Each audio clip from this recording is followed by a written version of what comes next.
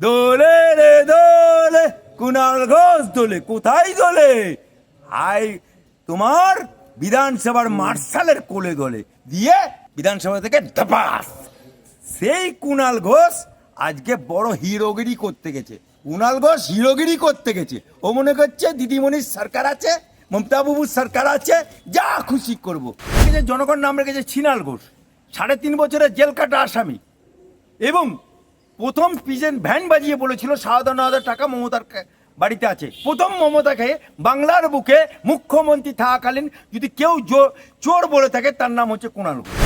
আমার যে সমস্ত উকিলরা, লার্নেড ফ্রেন্ডরা চাকরি চোরের মামলা করেছিল, সেই সমস্ত উকিলদের বিরুদ্ধে ইট ছুঁড়া বা চায়ের ভাঁড় ছুঁড়া ইত্যাদি করেছিল, এবং আমার জাস্টিস হাইকোর্টে তার মুখের ওপরে পা দিয়ে করেছিল। এই কুণাল ঘোষ অভয়াকাণ্ডে বেলেঘাটা থেকে হুলিগান পাঠিয়েছিল। अगर कोई आदमी अनप शनप बकेगा, अगर कोई आदमी ये जंगल राज तैयार करने का कोशिश करेगा, उसको साजा सीधा जेल।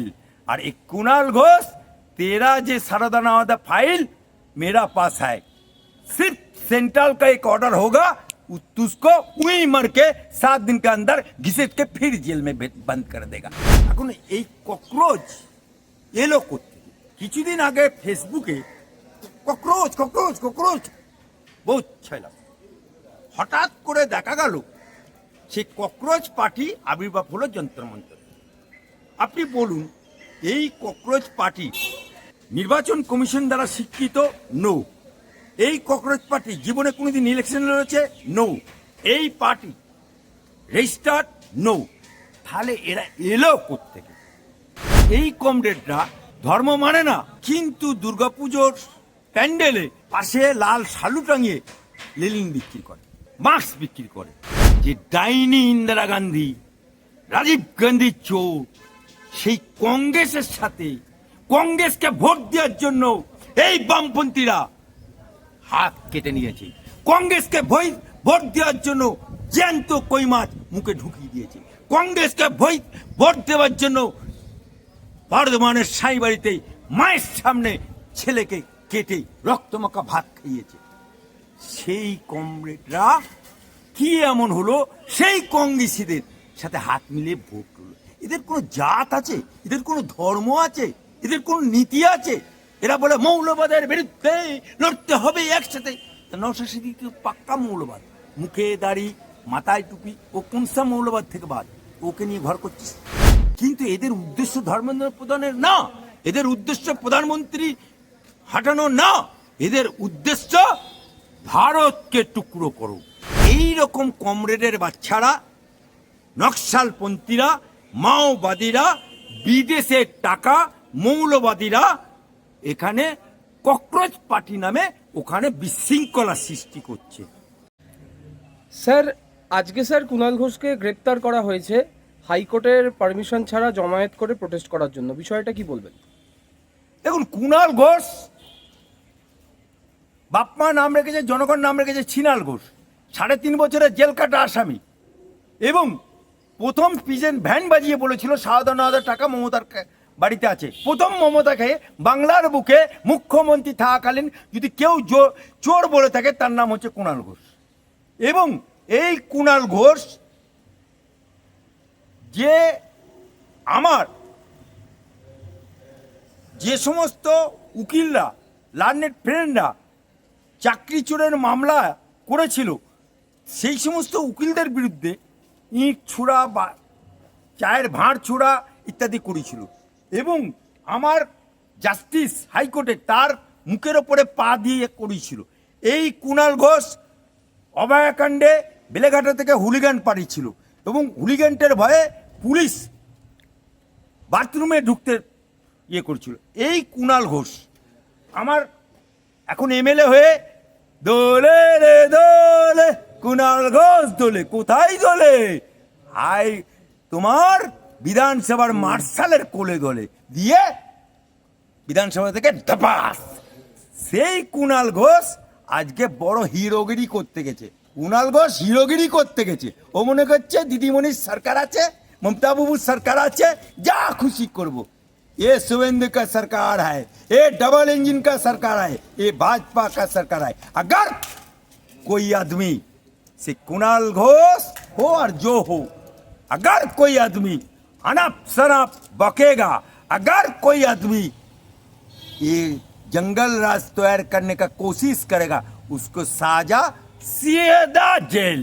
और एक कुणाल घोष, तेरा जे सरदानावादा फाइल मेरा पास है, सिर्फ सेंट्रल का एक ऑर्डर होगा, उसको वहीं मर के 7 दिन के अंदर घिसेट के फिर जेल में बंद कर देगा। इसीलिए कुणाल घोष जेल जाएगा, जेल जाना है। ऐसा आदमी, वो भुकने वाला कुत्ता को बाहर में छोड़ना मत रखिए। তো স্যার এখন রাজ্য তথা কেন্দ্র বেশ উত্তপ্ত রয়েছে। আজকে শিক্ষামন্ত্রী পদত্যাগ করেছেন। গতকাল সিপিএম যে মিছিল করেছিল নিট পরীক্ষার দুর্নীতি যে ধরা পড়ছে সেই উপলক্ষে, সেখানেও বেশ চাঞ্চল্যকর অবস্থান আমরা দেখতে পাই। মারধর করা হয় এবং অনেক এমন মানুষদের দেখতে পাওয়া যাচ্ছে তাদেরকে ছাত্রছাত্রী হিসেবে চিহ্নিত করা বেশ দুষ্কর হয়ে পড়ছে। তার সাথে সাথেই আজকে শিক্ষামন্ত্রী পদত্যাগও করলেন। বিষয়টি নিয়ে কি বলতে চাইবেন? দেখুন, আমার দেশে सबका साथ, सबका विकास, सबका विशेष सरकार, मोदी जी सरकार আজকে 3টে টার্ম চলছে। বাংলায় প্রথম এসছে, যার বয়স 2 মাস। এবারে নিট পরীক্ষা, সেটা তো শিক্ষামন্ত্রী নেয় না। আর নিট পরীক্ষা একটা এজেন্সিকে দেওয়া হয়।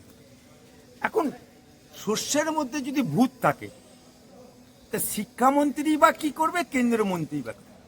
আপনি বিবিধ নিউজের অফিস থেকে এসছেন, আর বিবিধ নিউজ বলে দিয়েছে আপনি পার্টিকুলার আলী আফজল চাঁদের বক্তব্য। তাহলে আপনি আলী আফজল চাঁদের কাছে বক্তব্য নিতে আসছেন, এটা অফিস জানার আপনি জানেন। কিন্তু আপনি মাঝ রাস্তায় যদি বলেন অন্য কাউকে, এই জানিস তো আমাকে অফিস পাঠিয়েছে আলী আফজল চাঁদের কাছে, সেই লোকটা জেনে গেল খবরটা, তার মানে আপনি অফিসে ডেকারাম ভাঙলেন। এখন সরকার নিট পরীক্ষা একটা এজেন্সিকে দিয়ে, সেই এজেন্সির মধ্যে ডালমে কুচ কালা হয়, সে লিক করে। কারণ সেটাকে নিয়ে কিছু বামপন্থী, কিছু ডানপন্থী, কিছু মৌলবাদ, কিছু ককরোচ, যা জীবনে কেউ শোনেনি। ককরোচ হচ্ছে ইংরেজি শব্দ, বাংলায় বলি আরশোলা। এখন এই ককরোচ এলো করতে, কিছুদিন আগে ফেসবুকে ককরোচ ককরোচ ককরোচ বহুত ছিলাম, হঠাৎ করে দেখা গেল সেই ককরোচ পার্টি আবির্ভাব হলো যন্ত্র মন্ত্র। আপনি বলুন, এই ককরোচ পার্টি নির্বাচন কমিশন দ্বারা স্বীকৃত? নো। এই ককরোচ পার্টি জীবনে কোনোদিন ইলেকশন লড়েছে? নো। এই পার্টি রেজিস্টার্ড? নো। তাহলে এরা এলো কোত্থেকে? এলো বলতে ভারতবর্ষ যে সুষ্ঠুভাবে সমস্ত দিক দিয়ে মোদী সরকার ডেভেলপ করছে, মোদী সরকার যে উন্নতির শিখরে যাচ্ছে, এটা আমার বহিঃশত্রু রাশিয়া, চীন, পাকিস্তান এরা সহ্য করতে পারছে না, এমনকি আমেরিকাও সহ্য করতে পারছে। যেমন ধরুন, হাসিনাকে বাংলাদেশের প্রধানমন্ত্রী, তা হাসিনাকে একটা মৌলবাদী সংগঠন যখন উত্থান হলো, তার ব্যাগ পর্যন্ত গোজাতে যায়নি, সে পালিয়ে আসতে বাধ্য হল। কিন্তু হাসিনা ভারতবর্ষ ছাড়া পৃথিবীতে অনেক মুসলমান দেশ আছে, পাকিস্তান, আরব, কুয়েত, বিভিন্ন দেশ, কোনো মুসলমান দেশে যায়নি। সে সিধা আমার ভারতবর্ষের নরেন্দ্র মোদীর কাছে এসেছে। কাদের জন্য? এই হাসিনাকে যে মুজিবুর রহমান, যে বাংলাদেশের প্রথম দেশকে স্বাধীন করেছিল এবং যিনি বলেছিলেন আজকে ভারত না থাকলে, আজকে এই আমার ব্রিগেডের ময়দানে চিৎকার করে দাঁড়িয়ে বলেছিলেন ভারতবর্ষ এবং ভারতবর্ষের মিলিটারি না থাকলে আমাদেরকে পাকিস্তানের গোলামি করতে হতো, আমরা বাংলাদেশি নিজস্ব দেশ করতে পারতাম না। সেই তার কন্যা হাসিনা তাকে দেশ ছাড়তে পারত।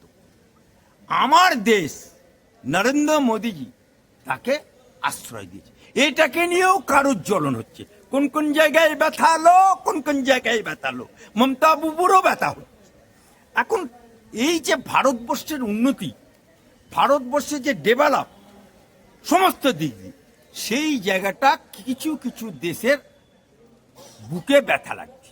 এবং আমার রাজ্যের বিশেষ করে মাওবাদী, বিশেষ করে লাল ঝান্ডা, আমি লাল ঝান্ডা ওনাদেরকে বলছি, এই লাল ঝান্ডার লোকেরা, তোমরা বলেছিলে ধর্ম আপিনের নেশা,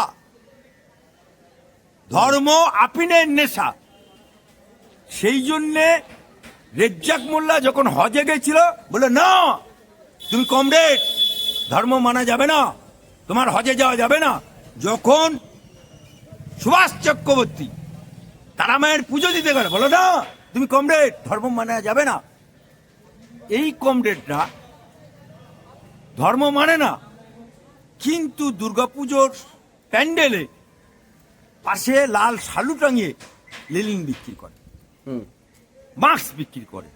আমি একটা কমরেডকে জিজ্ঞেস করছি মুসলমানদের, যে তার বাড়ির বিবি বোরখা পরে না, নামাজ পড়ে না, তার বিবি রোজা রাখে না, একটা কমরেড আছে মুসলমান, কিন্তু তারা ভোটে দাঁড়ানোর সময় নামে লেখে কমরেড।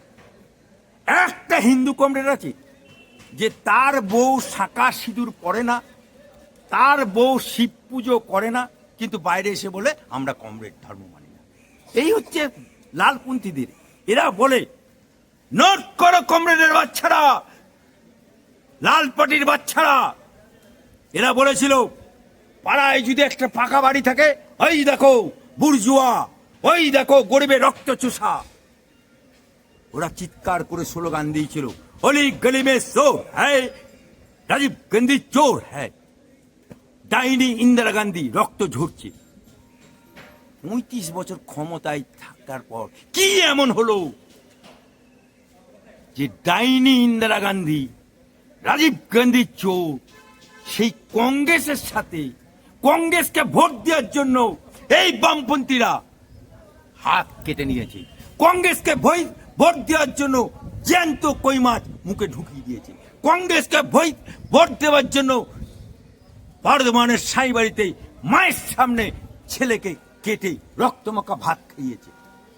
সেই কমরেডরা কি এমন হলো, সেই কংগ্রেসীদের সাথে হাত মিলিয়ে ভোট করলো। এদের কোনো জাত আছে? এদের কোনো ধর্ম আছে?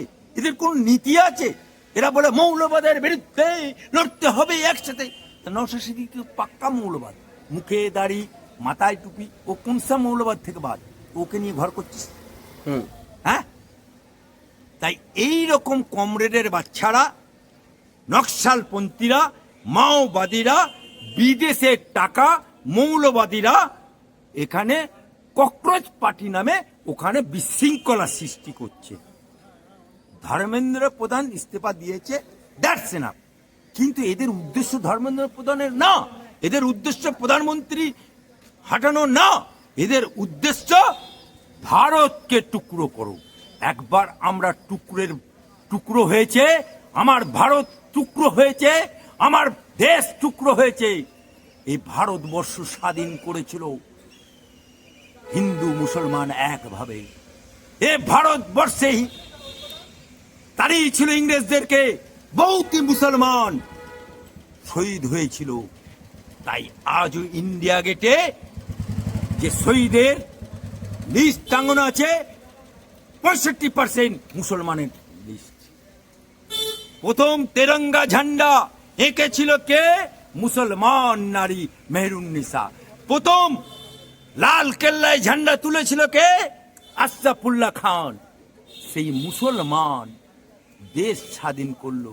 কিন্তু অত্যন্ত দুঃখের সাথে জানাচ্ছি, অত্যন্ত লজ্জার সাথে জানাচ্ছি, অত্যন্ত বেদনা নিয়ে জানাচ্ছি, ভারতবর্ষের মুসলমানদেরকে জানাচ্ছি, বাংলার মুসলমানদেরকে জানাচ্ছি, অ্যাডভোকেট আলী আফজল চাঁদ জানাচ্ছে, ক্ষেত্রীয় সংযোজক হিসাবে মুসলিম রাষ্ট্রমন্ত্রী জানাচ্ছি, ইংরেজকে তাড়ানোর পরে মুসলমানদের কে নিয়ে ওই জিন্না, ওই মুসলিম লীগ বললো আমরা ভারতবর্ষে থাকবো না, হিন্দুদের সাথে থাকবো না বলে 85% মুসলমান চলে গেল।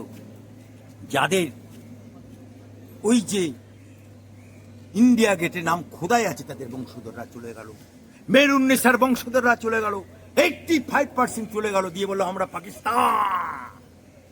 15% মুসলমান আমরা রয়ে গেলাম। খাজা মঈনুদ্দিন চিশতির মাজার ছেড়ে গেলাম না, ফুরপুরা শরীফের দাদা হুজুরের মাজার ছেড়ে গেলাম না, গুটিয়া শরীফের মাজার ছেড়ে গেলাম না, বাপ 14 পুষের মাজার, বাপ 14 পুষের কবর ছেড়ে আমরা গেলাম না, তেরঙ্গা ছেড়ে গেলাম না, ভারত মাতা ছেড়ে গেলাম না, যে মাটিতে 5 বার নামাজ পড়তে গিয়ে সিজদা করি আমরা ভারতকে ছেড়ে গেলাম না। 15% মুসলমান এই ভারতের বুকে, 85% হিন্দুদের কাছে রয়ে গেলাম। আজও আমরা আছি, কিন্তু এটা সহ্য হচ্ছে না। তাই বিদেশিদের টাকায়, বিদেশিদের সাহায্যে আজকে যে বামপন্থীরা, যে ককরোচ পার্টির নাম করে যারা মৌলবাদীরা দেশকে পুনরায় টুকরো করতে চাইছে, আমরা মুসলমানরা সহ্য করব না। তাই মোদী সরকারকে বলবো, এনাফ ইজ এনাফ, सबको देश विरोधी कानून लगा के सबको सलाह के पीछे में तक डाल दो, जो होगा मंजूर खुदा होगा। और बांग्लाয় যদি ককরোচ পার্টির নাম করে যদি কোনো ব্যক্তি कोई गंडगोल करने आएगा तो ऐसा सबक सिखाओ जैसा मुफक्कुल इस्लाम जेल में डाल दिया था, सीधा हो गया, बागानी सीधा हो गया, सबको नानी याद कर देगा। ये शिवेंद्र का सरकार है। স্যার, আপনাদের যে মুসলিম রাষ্ট্রীয় মঞ্চ আছে তার কি কি কার্যকলাপ আছে একটু যদি বলেন। দেখুন, আমি মুসলিম রাষ্ট্রীয় মঞ্চের সঙ্গ ঘনিষ্ঠ ক্ষেত্রীয় সঙ্গে, বাংলার বুকে মুসলিম রাষ্ট্রীয় মঞ্চে কোনো অফিস ছিল না নিজস্ব, এবং 35 সাল বামফ্রন্টের আমলেও আমাদেরকে অফিস খুলতে দেয়নি, এবং 15 বছর মমতা বাবু, মমতা খালা, মমতা আপার সরকারেও আমাদেরকে অফিস খুলতে দেয়।